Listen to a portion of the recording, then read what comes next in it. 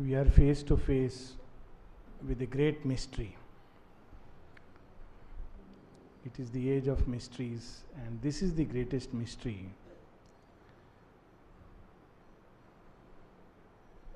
This mystery strikes us as a paradox only when we have a little taste of the higher consciousness, which Aurobindo has just brought so close to us. As long as we remain cabined within the 4 or 10 walls or dimensions of the mind, life and body consciousness, there is no paradox to be resolved. Creation is what it is unrolling just as it is unrolling. There is no question to be asked. But the moment one gets a little foretaste of the higher consciousness, as we saw yesterday, through Sri Aurobindo's grace, some touch of that splendor, that beauty, where beauty is a sweet difference of the same, and love is a yearning of the one for the one. Knowledge is, their unity is too close for clasp. Once one has a little taste of that, then the question arises, then what is all this nature here struggling below? What is all this that we know as our own human nature? Where has it come from? What is the struggle and the pain due to? What is it that we call in our ignorance as error and sin and that which suffers and struggles? What is this? This is the question that mystics have not cared or dared to raise, or they have given very convenient explanations. One explanation is God is above and world is below. So to find God, leave the world and go to God. This is almost a very puerile, childish explanation, obviously. Or there is nature and there is soul. I don't want to name some of the even many modern movements which are taking hold. Some of them are even using Sri Aurobindo's terminology. But obviously it's, how to withdraw from nature, observe nature, be a witness, ultimately you withdraw, become self-aware, all kinds of things. But the whole question is, where did this nature come from? What is this? What is happening here? What is this earth created for if ultimately escape is the goal? So many places Sri Aurobindo raises this question. So this mystery strikes us as a paradox once we have a taste of that higher consciousness. And Sri Aurobindo not only has a taste, he is dwelt in that consciousness. He has gone through the entire range, right beyond the embodied mind, right up to the intuitive mind, seen through the glimmer of the supermind. There is a very beautiful line in the previous canto.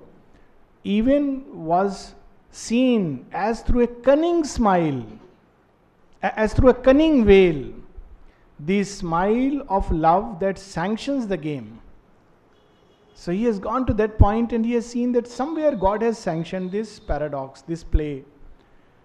And Sri Aurobindo wants to know this. Ashwapati wants to know this. Release from ignorance and entry into higher consciousness, this has been achieved in other yogas. And after this, there are 3 possible destinies that one could choose. One was, since the schooling, up till the embodied mind, the evolutionary journey is like a graduation. And this headmaster of the school is death, and the teachers are ignorance, suffering, pain, desire, all these. So you have gone through these masters and completed your graduation, and you are ready. That's why one is able to find either a master or in various ways one enters into the higher consciousness in some contact with that. Having done that, the basic purpose, or so they said, is over. And one need not come back to creation. One can find a doorway of escape. It is the doorway of escape, and plunge into the Satchidanand consciousness and be done with birth and death. This is one thing which has been advocated in the last 1,500, God knows how many years, that this is the goal. Or else there is another possibility that one need not take an earthly body, one can dwell in the higher planes. We hear the famous story of Sri Ramakrishna calling down Swami Vivekananda from one of these higher planes. And Dante, in his beautiful epic, he writes about how he sees there are meditating stairs. Sri Aurobindo would describe all this in great detail later on. And where great saints and sages are meditating, they have already been released from the circumscribed bounds of the earth consciousness. And they are completing the rest of the journey so that they can plunge through the gates of the sun into that consciousness. They need not come back to earth now and take an earthly body. They are fairly conscious on the higher planes. So that is the second possibility, that one can dwell on the higher planes. Or third possibility, that one can come back as a master, as a demigod, unite with one of the lines of consciousness descending from the overmind planes and become a demigod shaping the lives of men. This is how in the previous canto we saw toward the end, Ashupati has already become a demigod shaping the lives of men. And if Ashupati wanted, if Sri Aurobindo wanted, he could have after that just become a guru, a great master, started a great sect, a great new religion or a cult, and there would have been many, many, many followers. But that's where the difference comes between the greatest of ones. The secret knowledge starts with this grand line. On a height he stood that looked towards greater heights. So he does not stop there. He wants to know something else. Our early approaches to the infinite are sunrise splendors on a marvelous verge, while lingers yet unseen the glorious sun. What now we see is a shadow of what must come. Even the higher consciousness is a shadow compared to that. That is why that great being is described as shadowless light, where even the sun shines not, the moon has no luster, the stars fade away. The earth's uplook to a remote unknown is a preface only of the epic climb of human soul from its flat earthly state to the discovery of a greater self. This is the only preface. Sri Aurobindo, what is the end of the journey in traditional yoga? Through whatever door we go, it doesn't matter. Sri Aurobindo sees this is only the preface of the story. There is an unfinished story to be written, and that Sri Aurobindo wants to write. But for that he must know the original script, find the original script. This world is a beginning and a base, where life and mind erect their structured dreams, an unborn power must build reality. So this is what he wants to bring down, an unborn power which has never manifested on earth, not even a gleam. Higher consciousness has touched earth. In the rare peaks, altitudes, what we call as saints and sages, the higher consciousness has touched somewhere in that mind. And even that has been so much splendorous. How much man has been enamored of these great masters. But these are, in Sri Aurobindo's vision, only the early touches. He wants to know what lies behind the veil of the earth. There is another very beautiful line on page 47. Next page, line number 4. This just one line. Earth's, and sometimes when our sight is turned within, earth's ignorant veil is lifted from our eyes. There is a short miraculous escape. Sometimes this little bit glimpses come to all of us in some great lonely hours. But Ashupati has been chosen to have the full story, the full drama, the full script. We have glimpses here and there. But here he is chosen for the full story, and the full drama. And this is the beautiful part. Now onwards, what happens to Ashupati's yoga comes as a sudden act of grace. Sri Aurobindo writes in one of his aphorisms that what can I do if God came and placed his crown upon my head? Whether what I am saying, people conform to it, accept it or don't accept it, what can I do if God has come and placed his crown upon my head? He comes and reveals it by an act of grace. In the Upanishad, we have a very passing line that how this ultimate light is known. No effort, however great, can reveal it. Yam veshe vranute teen labhyas tasyesh atma vivranute tanuswam. It tears itself and shows its own very body, which is hiding inside the robe. Even in Savitri, we have lines to this suggestion. This light comes not by struggle or by thought. It doesn't come by that. It is an act of grace. And now Ashupati's life is touched by that grace. And that is the momentous moment in which is as if enclosed what is going to happen next. A few lines below we have, this is now Ashupati the seer is realizing his full mission as an avatar. He is the avatar now, he is the incarnate. In the unfolding process of the self, sometimes the inexpressible mystery elects a human vessel of descent. A breath comes down from a supernal air. A presence is born. A guiding light awakes. A stillness falls upon the instruments. Fixed, motionless like a marble monument. Stone calm, the body is a pedestal supporting a figure of eternal peace.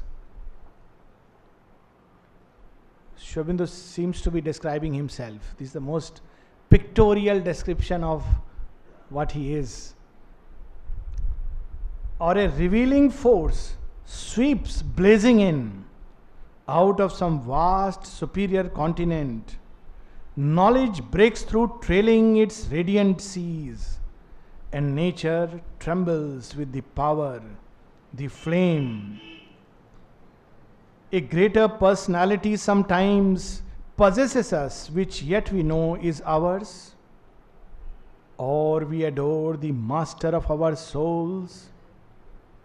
Then the small bodily ego thins and falls, no more insisting on its separate self, losing the punctilio of its separate birth. It leaves us one with nature and with God. This is the reconciling truth that Ashupati is set out to seek. The truth, that knowledge, which is the secret of secrets, that knowledge which will reconcile earth and supreme, which will reconcile nature and soul, world and God, even divine and the undivine. Sri Aurobindo speaks of it as the last reconciliation that is required in the life divine. This whole chapter, how to reconcile this.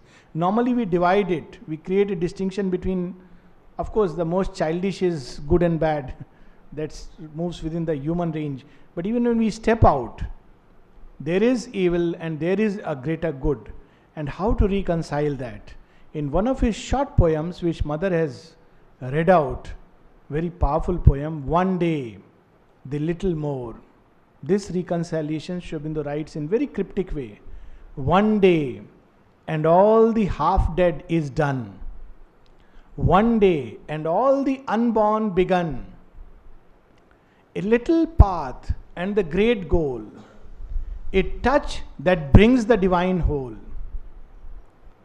Hill after hill was climbed, and now behold the last tremendous brow. Hill after hill was climbed, and now behold the last tremendous brow, the great rock, and the great rock that none has trod. A step, and all is sky and God. This is the last reconciliation. to discover the utter unity and its working going on in the earth.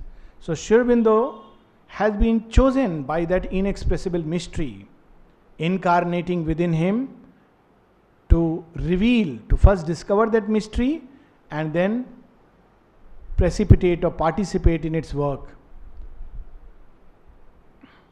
This mystery is also there within the heart of earth, and this mystery can be seen. Man can come in contact with this mystery if he turns deep within himself, where it burns as a fire. Fire is the divine will, which burns in the secret sanctuary of the heart. It is this divine will which contains this complete knowledge, the complete plan, and unfolds itself over a period of time. And if we can sufficiently withdraw our gaze within, the condition required is, on page 49, there are 2 lines. It needs the intuitive heart, the inward turn. It needs the power of a spiritual gaze. This is the requirement. The intuitive heart, the inward turn, or the power of a spiritual gaze. Then we can see this mystery and know it. And a few lines above, this is very beautifully described. What is this secret? Where it is lost within the human heart that knows the entire plan, that knows the entire script. That's where the script of destiny of earth lies. And it lies hidden in us, in our own depths. A treasure of honey in the combs of God. Page 49, about 7-8 lines below. A splendor burning in a tenebrous cloak. This is the tenebrous cloak which we condemn, but there is within it something concealed, something like a secret which we must find out. This is a more, thrilling novel, the most thrilling novel that God is writing than the greatest thrillers, because it's difficult, and yet having found it, everything can be known. It is our glory of the flame of God. It is within it, within this fire, that the psychic being is born anew, is sustained by that. Our golden fountain of the world's delight. An immortality cowled in the cape of death. The shape of our unborn divinity. This contains that entire thing of the future. It guards for us our fate in depths within. What is that fate? Sri Aurobindo would tell us. What is that fate? We often think of fate in terms of outward terms. This happened and that happened. But there is a deeper fate. At one place in Savitri, there is a beautiful line. Ashupati says, our destiny is written in double terms. We think of destiny as outward events and happenings. But there is an inner truth about destiny. And that we must catch. And the thread of that destiny is inside, in the psychic being, where sleeps the eternal seed of transient things. It puts out everything and absorbs everything back into itself. Always we bear in us a magic key, concealed in life's hermetic envelope, a burning witness in the sanctuary.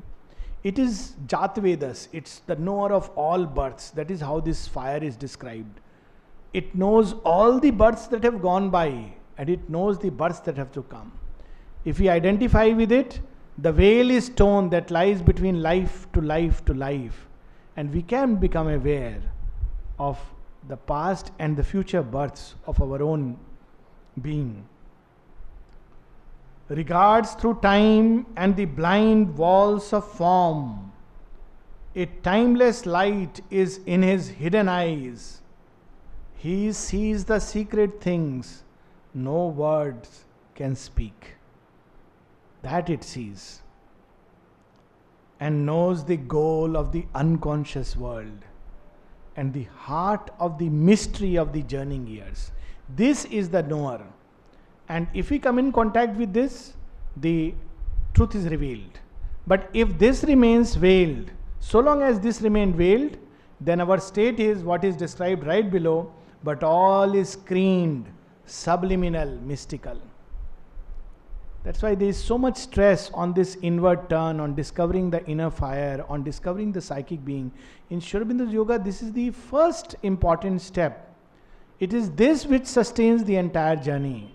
But normally, what happens is when we have read a little bit, we do one of the two errors. One is we start externalizing that now I have known because I have read, and now I have only to tell others and gather more and more men.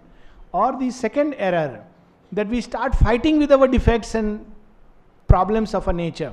As we shall see later on, how Sri Aurobindo reconciles these. The first step is to open that hermetic envelope in which our own script of destiny is sealed, to find that key. That key having found, everything else becomes easy. But right now, all is screened, subliminal, mystical. It needs the intuitive heart, the inward turn. It needs the power of a spiritual gaze. Else, in our waking mind, small moment look, a goalless void seems our dubious course. That's what we have been told. Even some sages have said, all this is world, it has nothing to do with God. It is just a goalless, meaningless void, accident. It doesn't matter whether we call it a material accident, a chemical accident, or a spiritual accident. Ultimately, we end up saying it's an accident, or it's an illusion which has somehow come to be. Why? Because that secret knowledge is missed out. So Sri Aurobindo is teaching us how to find that secret knowledge, and he is revealing it for us. He is trying to make it very simple. Actually, as the mother said, in ancient times, to get this, you had to do a lot of preparatory movements, and then you would, you were ready for the initiation. Mother gives that beautiful story about Yusuf, whom, in ancient times he comes to gain initiation, and the master says, okay, I'll give you initiation, carry this little box to the next village and give it to another friend of mine who is also a master. So Yusuf goes, and he is very much, and he tells him one thing, don't open this box. Now this box is not locked, and Yusuf is feeling, why, what is there, what is the secret here? I must open it. And then he says, no, master has said no. Then he says, why, he is not even locked it. I don't think there is something precious. So ultimately, his curiosity has the better of him. He opens. There is a little rat which jumps and goes away. So Yusuf is, he is very unhappy, he runs around, but rat is a rat, it just disappears. So he comes back to the master very disheartened. Master says, this is a true story. Master says that, see, in this life, with me, you cannot be initiated now because you have failed the very first test. So Yusuf goes, prepares himself, and as the mother says, he comes back later and becomes a great master himself. But then the mother, having recounted this story, she says, but for you all, it has been made very easy. Now books are available in print. It has been given to you. You can read everything from the books. So I've been reminded of that story of Dikshit Bhai. When he came to Sri Aurobindo, he said, I want to have knowledge. So Sri Aurobindo says, yes, there are two ways to have knowledge. One, through a very long, painful, laborious study of all the books. And he said it is very difficult and the result is poor and uncertain. The second is to open yourself to the higher knowledge above. Now surely this was 1924 or 26 or 28. Sri Aurobindo must have realized that for human beings, us human beings, both are difficult. We can neither read all these books and we can neither, receive that knowledge from above. So he decided to give that knowledge in the form of a book. So he has, and in one book to conceal all this. So he has packed Savitri with all that knowledge which is not accessible to man and given it in such a simple way. Otherwise, to our waking mind, what it appears? A goalless voyage seems our dubious course. The problem is, even after he has given all this, there is a devil's strategy. And he says, okay, you have written all this, given to man.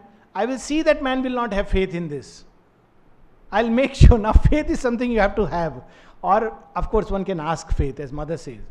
So people will doubt. No, no, no, it is not possible. So that also he has given the answer in this.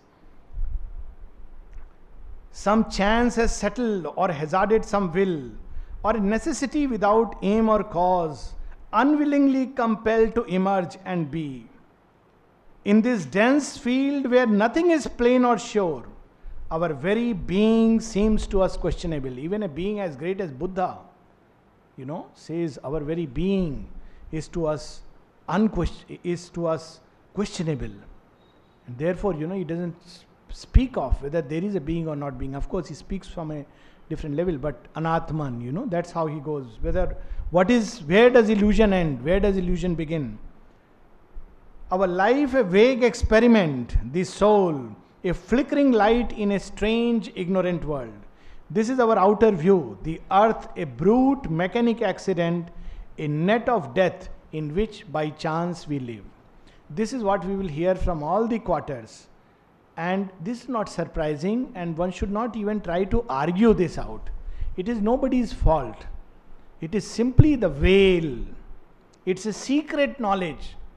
It cannot be transmitted just by our telling people.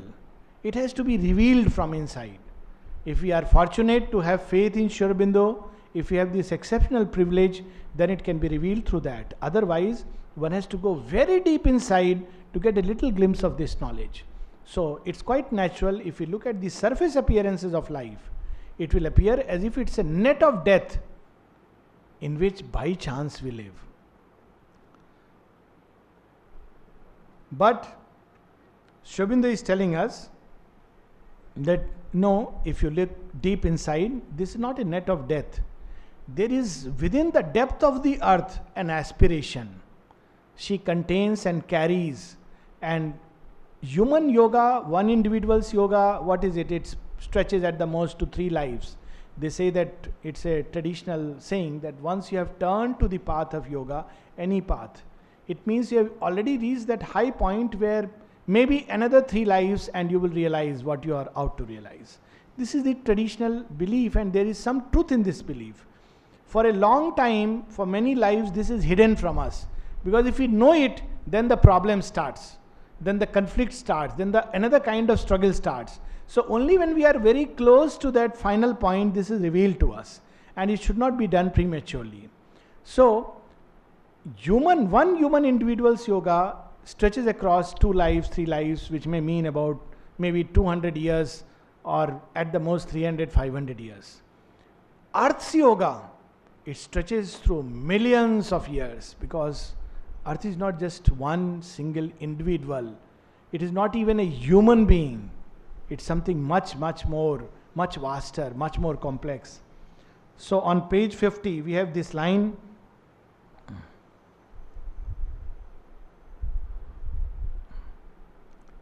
This secret which is being revealed to us is, for what reason is the suffering here?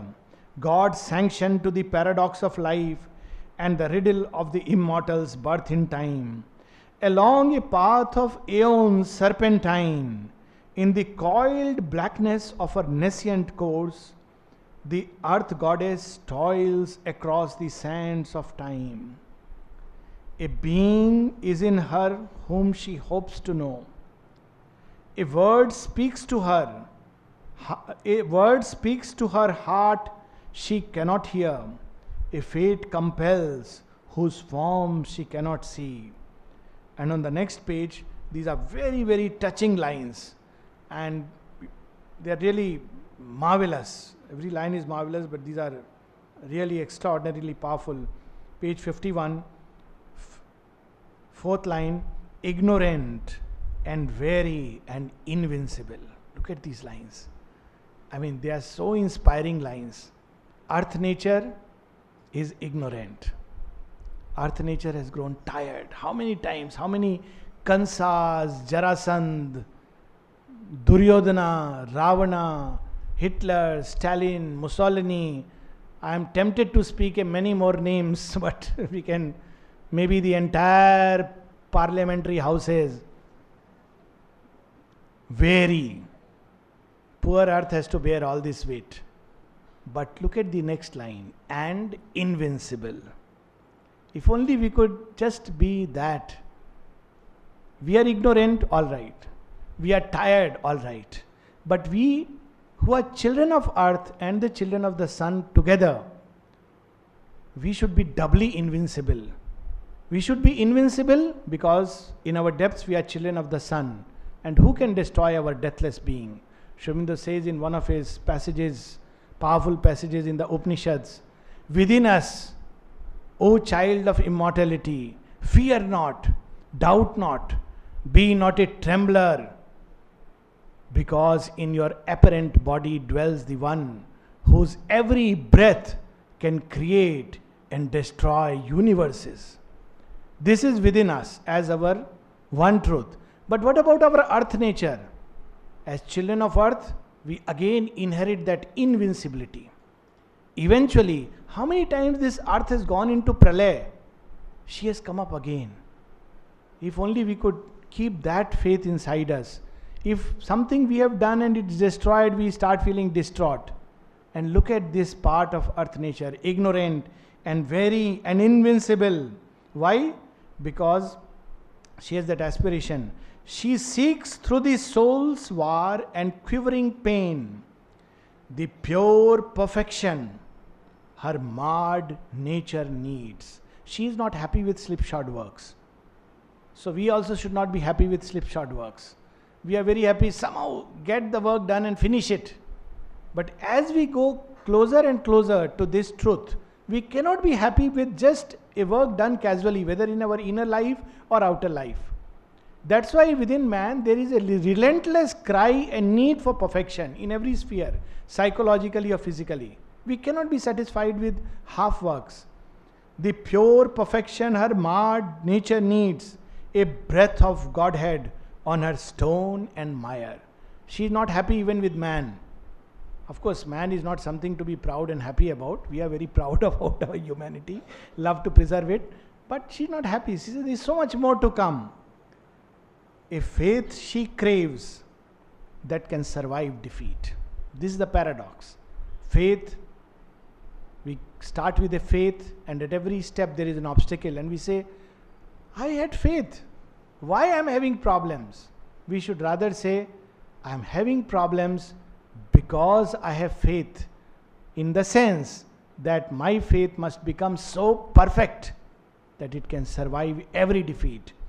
A faith she craves that can survive defeat, the sweetness of a love that knows not death. A love that can transcend death, separation, disaster.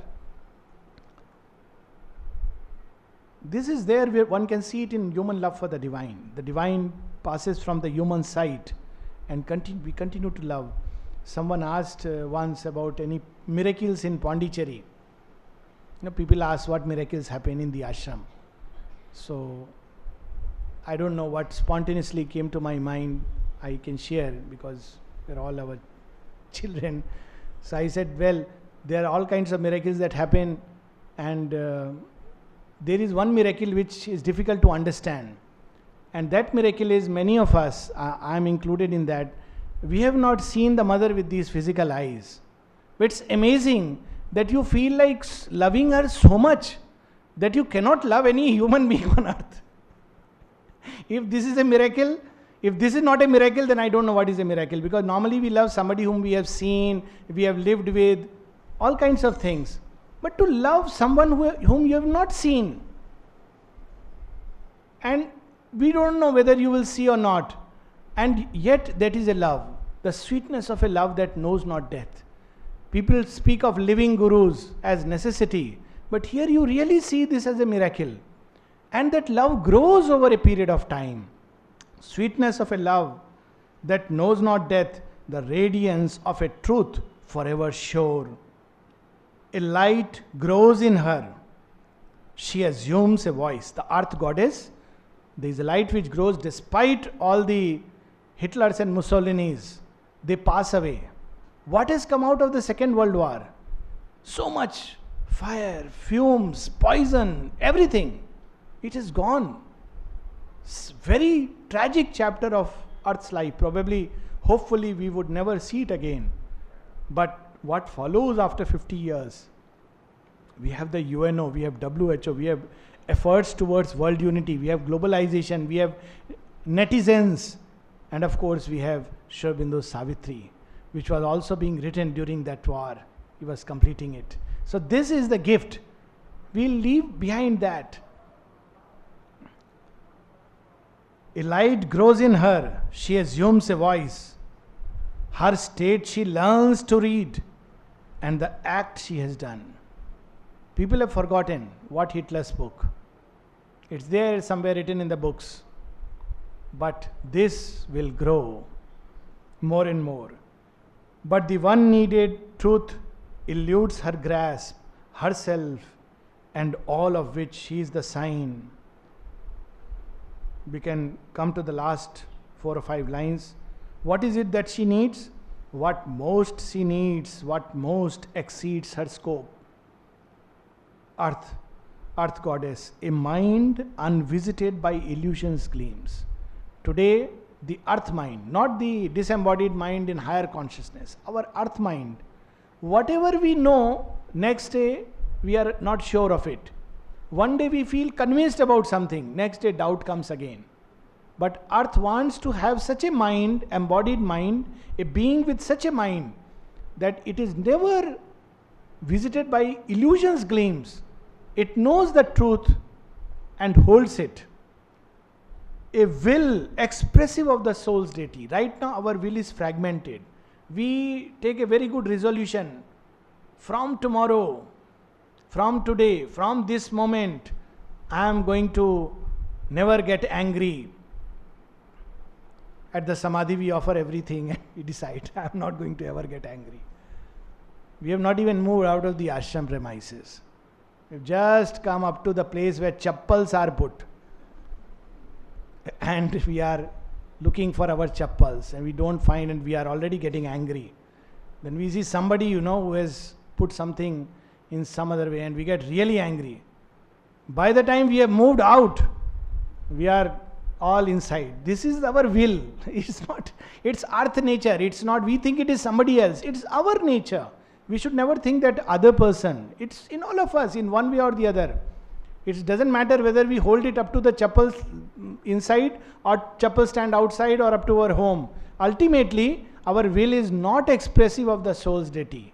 It is fragmented by desire. Very soon it is swallowed by many, many desires which begin to mount within us. A strength not forced to stumble by its speed. We want to run towards the supramental goal. Mother has said transformation, so let us rush to the transformation yoga. And we run, and very soon we find we are fallen, bruised, battered. And then we say, what divine, you have done this to me, I wanted to reach that goal. We have already read in the previous canto why this happens. This is necessary to bring a lesson of humility, that it's only the divine's grace that can fulfill this yoga. But our strength stumbles with its own speed. The faster we run, the more the chances we may fall. That's why Sri Aurobindo writes very, very beautifully, and this is a well-known truth, that if you are patient, you are more likely to realize the yoga faster. If you are impatient, if you want to rush through things, you take longer. So this is the problem and the paradox. A joy that drags not sorrow as its shade. Right now all the joys we have, they come with a label. Buy one joy, get 2 sorrows free. Minimum is 1 sorrow or 2 sorrows. Sometimes it's 5 sorrows free. But we think, oh, we'll see the sorrow later. Let's first grab at it. Grab offer. This is a word which has come up, which is most, it's an ugly word actually. Come, grab it. And it drags something else at its feet. But earth is seeking for a joy that drags not sorrow as its shade. For these she yearns and feels them destined hers. Heaven's privilege she claims as her own right. This is the secret aspiration of earth which Sri Aurobindo is revealing to us. Just is her claim, the all-witnessing gods approve. Now this is the Tathastu. Some time back there was a card which was distributed in the ashram. It's from Diary Notes of Sri Aurobindo, where Brihadaranyak's Sanskrit is written Asadoma, Sadgamya, tam soma jyotirgamya mrityorma amritam gamya. And there is below that, Sri Aurobindo has written Tathastu and signed. Just is her claim. The all witnessing gods approve. Earth's winged chimeras are truth's steeds in heaven. The impossible, God's sign of things to be. That's why impossible is I am possible. It's the God's sign of things to be. This is the truth that Sri Aurobindo is revealing to us, and at the same time he is contrasting it. Why this is secret? Why we don't know this? So if we go down toward the end of the page, he is saying why we do not see it. But who shall pierce into the cryptic gulf and learn what deep necessity of the soul determined casual deed and consequence? We think that it has happened by mistake. In fact, there is nothing like that. In Savitri says, each curve, each fall, everything is foreseen above. In fact, Ashwapati says, O Narad, random seems the way. It looks like that. But everything is, there is a kind of state of consciousness, the very highest, where one can foresee everything. Determined casual deed and consequence, absorbed in a routine of daily acts. Our eyes are fixed on an external scene. From the moment we get up, from the point of time we start the brush, we start looking into our mirror, ourselves, we start looking ourselves into others' eyes. How do I look? How impressive I am? All these shows and shams throughout the day it continues, and we are busy looking at the external. Even in others we look at the external. How the person was dressed, how the person shouted, how the person was doing this, everything external. So we cannot see the truth inside. That's why it is secret. Our eyes are fixed on an external scene. We hear the crash of the wheels of circumstance and wonder at the hidden cause of things. Why God has chosen India to be such a great country? Sri Aurobindo writes in one of the places, the sun of India's destiny shall rise and overflow India and overflow Asia and overflow the world. After that, he left it to all the political parties to work out this dream. This is the beauty and the paradox of God. And we don't understand it. We wonder why there is Jammu, why there is Kashmir, why there are terrorists, why there is bombing, why there is 9/11. And we don't understand because we only look at the outer and wonder at the hidden cause of things. But we can know how. Yet a foreseeing knowledge might be ours if we could take our spirits stand within, if we could hear the muffled daemon voice. This is where we have a key. Now this is first truth that he is revealing, that within earth there is an aspiration towards perfection. He is also revealing to us that in some plane of consciousness it has already been sanctioned. And he is revealing to us that through all contraries we are moving toward that. That he will reveal in a much powerful way subsequently. That there is no ultimate irreconcilability between earth and heaven. Earth has to transform and become like heaven. That's why we are here. This he has already revealed. Now on the next page, he tells us something very interesting. That this truth, this secret knowledge, there are some who are privy to it. Some who know about it. Who are they? They are the calm immortals. Now we'll read this and then skip to few more pages because this is very, very powerful and very beautiful line. On page 53, the last 3 lines, only the immortals on their deathless heights, dwelling beyond the walls of time and space, masters of living, free from the bonds of thought, who are overseers of fate and chance and will, and experts of the theorem of world need. What a nice appointment. If we could only get such an appointment letter. rather than all these appointments, let us be seek. And experts of the theorem of world need can see the idea, the might that change time's course, commend with light from undiscovered worlds. Here, while the world toils on with its deep blind heart, the galloping hooves of the unforeseen event, bearing the superhuman rider near. Only these great gods are a privy to this secret knowledge. Few lines below, because before we break off, these heed not the deceiving outward play. They turn not to the moment's busy tramp, but listen with the still patience of the unborn for the slow footsteps of far destiny approaching through huge distances of time. And there are so many stories Mother has told about Shiva coming and saying he wants to participate in the new creation and what he should do. And so many of them, they come down from the higher worlds and they know this event is going to happening. Before we break off, some more lines about these immortals. Page 57, who are privy to this. Fourth line from below, from top. Two are the ends of the mysterious plan.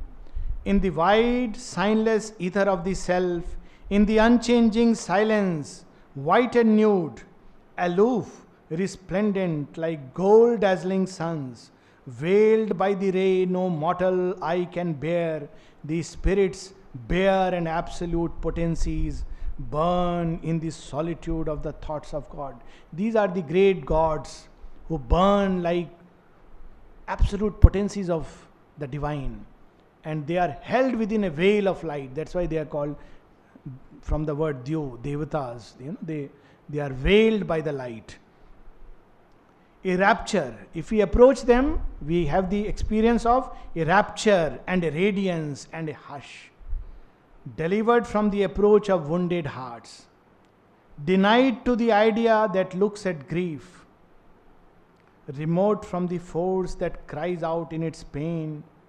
In his inalienable bliss they live, immaculate in self-knowledge and self-power, calm they repose on the eternal will. Only his law they count and him obey. They have no goal to reach, no aim to serve. Their only goal is what the divine transmits. They must do that. They don't calculate, think, they don't try to understand. They know it. All barter or bribe of worship they refuse. You cannot purchase them with 1008 yagnas, or you go to some god and say that I am going to offer so many gold coins or my hair or my this, and please be pleased. That vital gods will do that.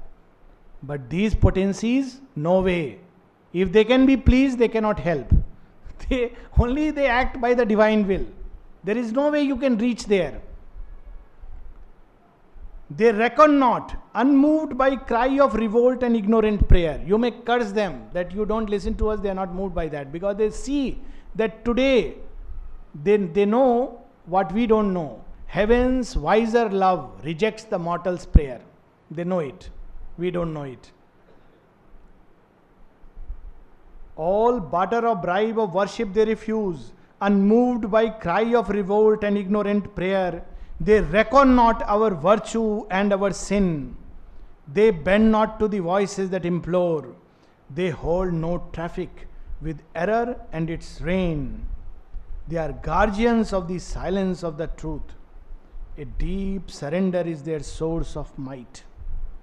A still identity, their way to know.